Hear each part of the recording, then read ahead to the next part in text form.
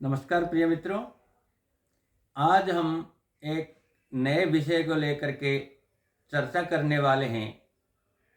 मेष लग्न से लेकर के मीन लग्न पर्यंत जो जन्म कुंडली है उनमें मारक स्थान और मारक ग्रह का कैसे निर्धारण करेंगे। मारक मतलब होता है कि शरीर से हमें समस्या होना, किसी प्रकार का चोट मोच, खून खराबा या मृत्यु से संबंधित जो भी समस्याएं, शारीरिक समस्या है, जब ऐसी स्थिति बनता है तो उसको मारक कहते हैं। तो मारक जन्म कुंडली के अंदर सप्तम स्थान प्रबल मारक में आता है। क्यों? क्योंकि अष्टम स्थान से हम मृत्यु और आयु का विचार करते हैं। तो जब अष्टम से द्वादश स्थान गिनते हैं तो सातवां स्थान मारक में आता है, 12वां स्थान आता है, इसलिए प्रबल मारक सप्तम होता है। ऐसे ही जैसे लग्न कुंडली से अष्टम स्थान आयु और मृत्यु का कारक होता है, ऐसे सप्तम से जो अष्टम स्थान है वो लग्न से जो दूसरा स्थान है वो द्वितीय स्थान सप्तम से अष्टम होने के कारण उसको प्रबल मारक स्थान बोलते हैं। इसके बाद में अष्टम से मृत्यु का विचार करते हैं, आयु का विचार करते हैं।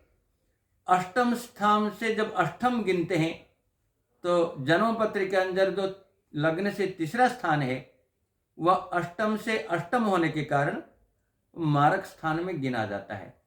वैसे जन्म कुंडली के अंदर दो त्रिषडाय स्थान है, तीसरा, छठा और एकादश स्थान, ये दुस्थान है, और छठा, आठवां, 12वां ये जो त्रिक स्थान है ये भी दुस्थान से आते हैं।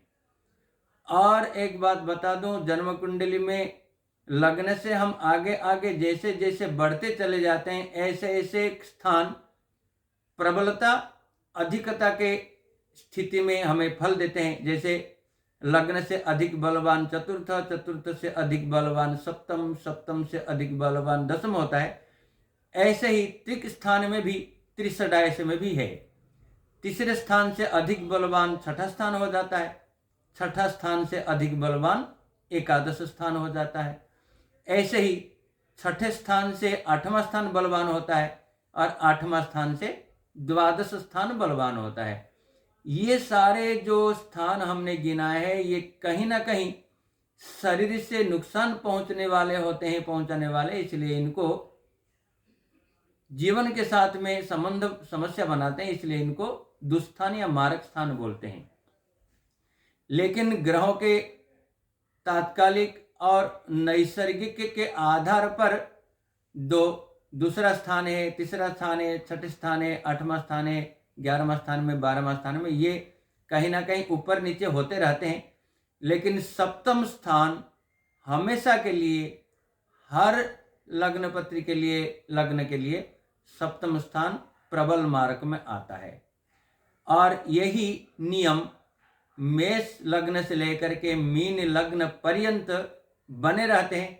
लेकिन लग्न बदलने पर ग्रहों में मारकत्व कम हो जाता है, शत्रु मित्र संबंध के आधार पर, और सप्तमेश, द्वितीयेश, अष्टमेश, तृतीयेश, षष्ठेश, एकादशेश, द्वादश के आधार पर, शत्रु मित्र आधार पर इनमें बलवत्ता में कमी आती है या ज़्यादा होता है और मारकत्व में कम ज़्यादा होता है। लेकिन जो लग्न से सप्तम स्थान का मालिक होता है वो चाहे शत्रु हो चाहे मित्र हो, सप्तम मारक होता ही होता है, सप्तमेश और सप्तम स्थान भी।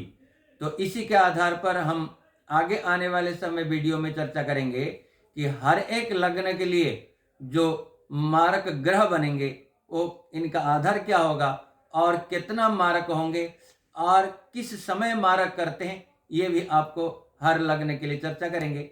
इसी के साथ में आज के इस कार्यक्रम को हम विराम देते हैं। सबको जय श्री कृष्ण।